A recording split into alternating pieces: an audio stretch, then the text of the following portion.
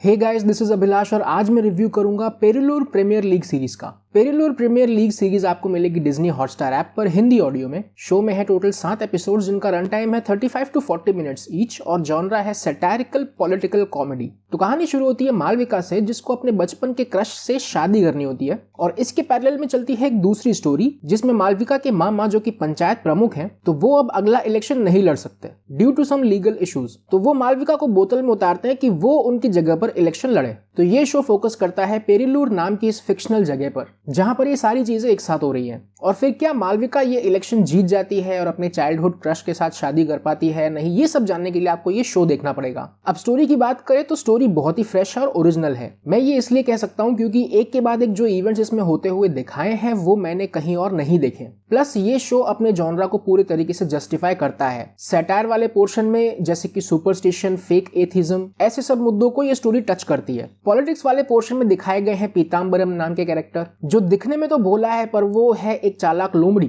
और उसका पार्टी चिन्ह भी एक लोमड़ी है। उसके ऑपोजिट में सोमन, ये दिखने में शेर टाइप के हैं बट हरकतें इनकी एकदम चूहों वाली है, बट इनका पार्टी चिन्ह होता है शेर का। तो ऐसे करके आपको बहुत सारे कैरेक्टर्स के इंट्रोडक्शन मिलेंगे जो कि बहुत अच्छे तरीके से लिखे हैं। फिर कॉमेडी वाले पोर्शंस इस शो के बहुत सटल हैं। फोर्स्ड कॉमेडी बिल्कुल नहीं है, इट वाज ऑल जेन्युइन। फिर इस शो की पेसिंग पहले एपिसोड में थोड़ी सी स्लो है, फिर एपिसोड नंबर 2 से 5 तक मीडियम है और फिर एपिसोड 6 और 7 में ये फास्ट होती है। और इस स्टोरी में से कुछ भी ऐड या लेस नहीं किया जा सकता, तो इसका रन टाइम काफी एक्यूरेट है। एक चीज मुझे इस शो में मिसिंग लगी वो है नरेशन की और एक स्ट्रॉन्ग पॉइंट ऑफ व्यू की। अब प्रॉब्लम ये है कि ये शो किसी भी एक इंसान पर फोकस नहीं करता। अब ये जो नरेशन है ये पूरी स्टोरी पर फैला हुआ है, तो पहले के 2 एपिसोड्स में आप कंफ्यूज रहोगे कि आपको एग्जैक्टली क्या दिखाया जा रहा है और आपको चीयर किसके लिए करना है। तो जी हाँ, पहले 2 एपिसोड्स आपका सब्र का इम्तिहान हो सकता है, बट तीसरे एपिसोड से आपको क्लैरिटी मिलना शुरू होगी कि आपको किस पॉइंट ऑफ व्यू से ये शो देखना है और उसके बाद ये शो फिर आपको अपनी कुर्सी से पकड़ कर रखता है। फिर इस सीरीज का इमोशनल और एंटरटेनिंग वैल्यू दोनों बहुत अच्छे लेवल का है। जो मेन कैरेक्टर्स हैं इस शो के उनसे आपका कनेक्शन बनता है और जो छोटे मोटे कैरेक्टर्स हैं उनको बहुत इंटेलिजेंटली यूज किया है एंटरटेनमेंट वैल्यू के लिए। और वो इसलिए है क्योंकि शो के कैरेक्टर्स ही इस स्टोरी को आगे लेकर जाते हैं और कैरेक्टर्स जिस तरीके से डिजाइन किए हैं, लिखे हैं और फिर अलग अलग परफॉर्मेंसेस के थ्रू जैसे एग्जीक्यूट किए गए हैं वो काबिले तारीफ है। इसी बात से हम नेक्स्ट पॉइंट पर आते हैं, एक्टिंग। तो एक्टिंग वाले डिपार्टमेंट में सबने बहुत अच्छी परफॉर्मेंसेस दी हैं, स्पेशली मालविका का जिन्होंने रोल प्ले किया है निखिला विमल।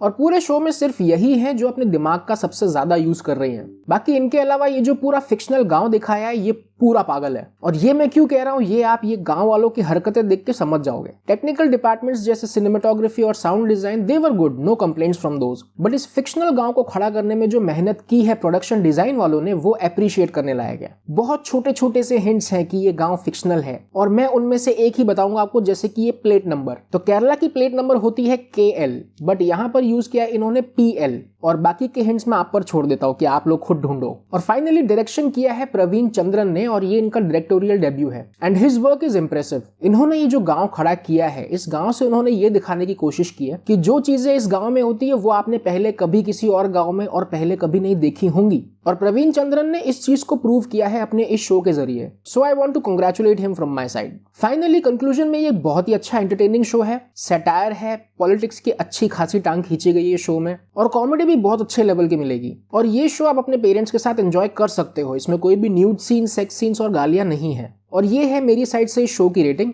बट मैं आपसे भी जानना चाहूंगा कि आपको ये शो कैसा लगा, अगर आपने देख लिया है तो, और अगर नहीं देखा तो ये आपकी वॉच लिस्ट में ऐड होने लायक चीज है। बाकी अपने रिव्यूज कमेंट सेक्शन में लिखते हुए जाना और ये रिव्यू अगर आपको हेल्पफुल और लॉजिकल लगा तो please don't forget like and subscribe. मैं मिलता हूं आपसे नेक्स्ट वीडियो में, तब तक ध्यान रखो अपना, बी ऑसम, बाय बाय।